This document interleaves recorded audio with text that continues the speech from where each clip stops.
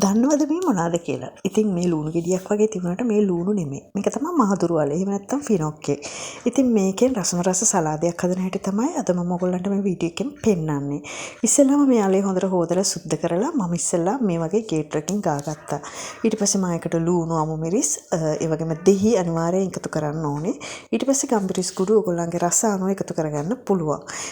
කැමති නම් පොල් ටිකක් එකතු කරගන්න. එහෙම නැත්නම් උඹලකඩ ඒ දේවලුත් එකතු කරගන්න. එතකොට වැඩියෙන්ම රසයි. ඉතින් ඊට පස්සේ මම මේකට මට පොල් නැති නිසා මම එකතු කරේ මයොනේසි.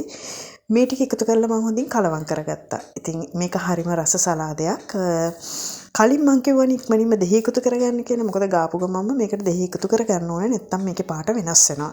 ඊට පස්සේ ඉතින් තියෙන්නේ කාලා බලන්න. ඉතින් මේක හරිම හරි රස සලාදයක්. ඒ වගේම හරිම ගුණයි ගුණේල ඔලුවක්. සෙම තියන අයට බඩේ අමාරු වගේ තියන අයට ඉතින් ගොඩක්ම හොඳ ඒල ඔලුවක්. ඉතින් ඕගොල්ලොනුත් හදලා බලන්න. රසයිද කියලා මටත් කමෙන්ට් එකක් දාන්න.